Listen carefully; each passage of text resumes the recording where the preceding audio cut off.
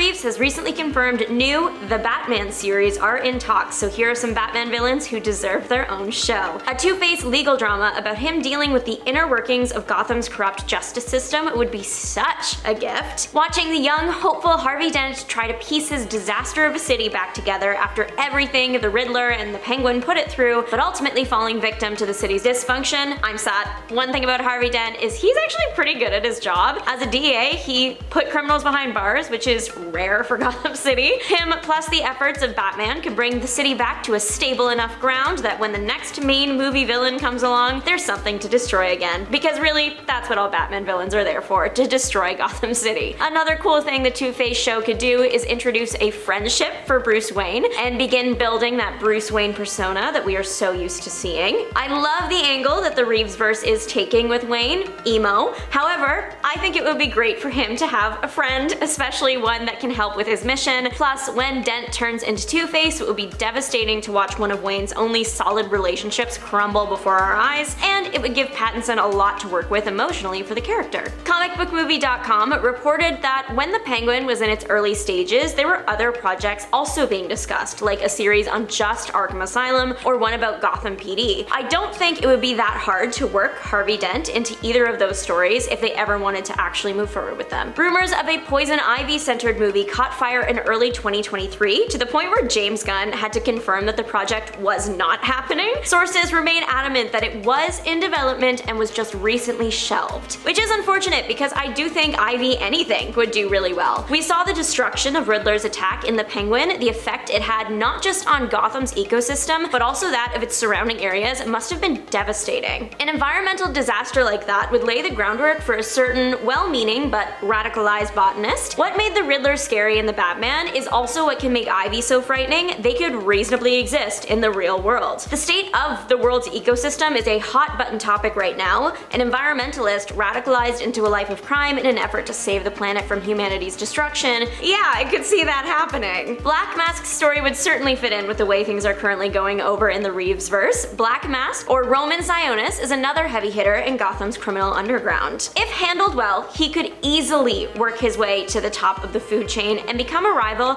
for not just Batman, but the Penguin too. Gotham is too small for all the people that want a piece of it, and a Black Mask-centered show could expand on that for sure. Again, if they were looking for just like some comic inspiration to tie Black Mask into the world, they could reference Catwoman Volume 3, Issue 52. This comic is a pivotal point in Black Mask's Prime Earth journey. Everyone knows about Batman's Everybody Lives rule, and some villains mistakenly believe that rule is standard for everyone Batman ever works with. Black Mask was one of those villains, and he was wrong. He had his sights set on Catwoman for a long time at this point, but kicked things up a notch to the point where Catwoman went after him. They fight it out in an apartment, Catwoman coming out as the victor, and Black Mask checks himself into Arkham Asylum later. As much as I would love to see a Reevesverse take on Black Mask, since he was in 2020's Birds of Prey, it seems unlikely. Many people want to see a Reevesverse Scarecrow series, and I could not agree more. The character and his motivations would fit right in with what Reeves is going for with his reboot. Sure, can the Scarecrow get a little wild? Of course, but the idea of a psychologist that uses his patients' fear against them,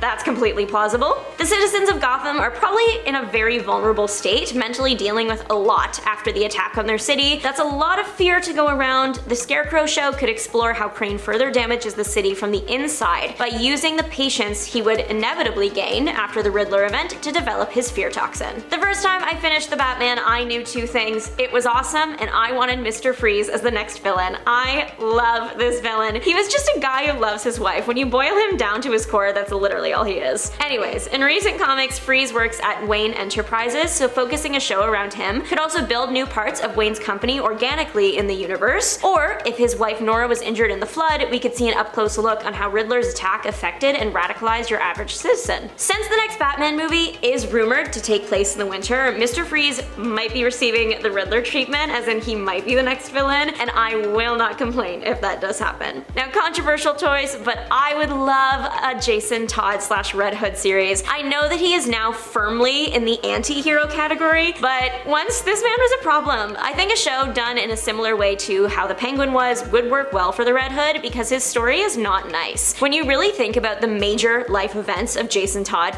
they aren't happy or colorful. A show that isn't afraid, that leans into the brutality and grit of the character, a show that explores his backstory backstory in detail and shows how he builds his criminal empire at such a young age while hiding his identity from everyone in Batman, that would be awesome. Batman would probably be needed for some extent for the show, but I think they could also get away with having him as just like a looming presence that is just referenced like Howard's mother in The Big Bang Theory, but you know, serious. And if the Reevesverse isn't interested in a Black Mask show, they could just introduce him here, as the two masked characters have often fought each other in DC media. The major problem with this show idea is that in the Batman timeline, we're nowhere near Jason Todd. We don't have our first Robin, Dick Grayson, and we kind of need him first. There is a Jason Todd animated movie called Batman Under the Red Hood, plus the 2020 interactive media Batman Death in the Family, and the Titans Jason, and the new dynamic duo movie in development, but I'm going to be selfish because I want another one, a live-action adult version of the character. Calendar Girl is a pretty obscure villain, but I think they could really make something of her character. For those that don't know her, she comes from the DC animated universe. She was the main villain in episode 9 of the new Batman Adventures. Her story was that she was a model, she was really beautiful and successful, but when she turned 30, suddenly the calls and jobs stopped coming. It led to her to believing she was ugly, and it took her into a really dark place. Eventually, she donned a mask and outfits that changed with the season and became Calendar Girl, a villain with a mission to destroy those that destroyed her career. The scorned woman trope is wildly popular right now, and also just like women getting revenge on those, specifically in the beauty industry, is too. Movies like The Substance, Pearl, Shell, they're all really huge. This has a lot of potential, and we all saw how well the Penguin wrote Sophia's character. The only thing with Calendar Girl is that saying the Calendar Girl kind of sounds a little goofy, so maybe a name change would be in order to better fit beside the Penguin and the Batman. Mad Hatter is a quirky villain with lots of potential. His story actually started because he was really short and he wanted to be taller, and like, I'm 5 feet tall, so I get it. He went to a doctor to see if he could reasonably take something to grow more, but what the medication actually gave him were some nasty side effects that tanked his mental health, drove him insane, and caused his hair to fall out, and that's why he wears the hat. The Mad Hatter's thing is that he controls people's minds using his hats. I don't know if the Reevesverse would want to use that, but they could still do something inspired by it. From the Arkham video game world, Hatter believed that free will wasn't possible because the brain could be controlled if you used the right chemicals. Even if Hatter doesn't get his own series, maybe he could feature in the Scarecrow series, the two scientists working together on a special brand of toxin. The Mad Hatter has appeared in Batman shows before, but he's always been kind of a goofy character. I want to see how that can be flipped. Sometimes the silliest villains turn out to be the scariest in the end. Raz Al Ghul and everything that comes with him is one of Batman's and the world's biggest headaches. I think it's time to explore him in 8-episode live-action detail. Now with his show, we don't even have to get into his connection to Batman if they don't want to, because Raz is really old. One Reddit user brought up the point that his show would likely have to be a period piece in some capacity because the guy is hundreds of years old, and I am so sad for that. I love a period piece. We know that Reeves is interested in exploring the dysfunctional nature of Gotham City and would rather his movies and his shows be a commentary on a city fracturing from the inside out rather than just a superhero origin story. And I think that having a ghoul show set in the past before anything we knew would work well with that. Show that even when the city of Gotham wasn't standing yet, the ground it was built on was poisoned. We could also explore how Raz has destabilized not just Gotham, but the world. In the comics, it's implied he was responsible for the Great Fire of London and trained the guy that ushered in the First World War. I would also just love to get to know this guy on a mini-series level. Should the Reevesverse ever want to keep with realism, instead of Raz being like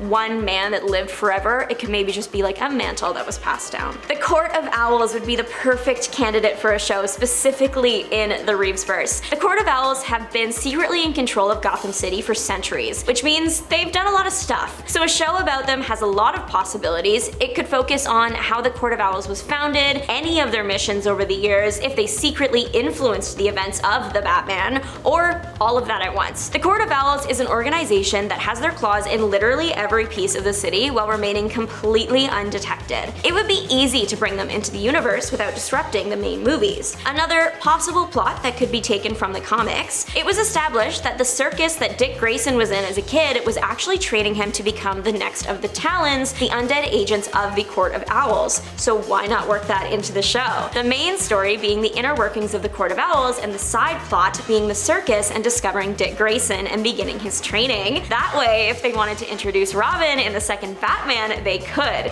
His detailed backstory, for those that wanted to see it, could watch the Court of Owls show, but everyone else, they could just watch the movies. And now that I've said all this, I will be really disappointed if it doesn't happen. But what do you think? Let us know. Bye!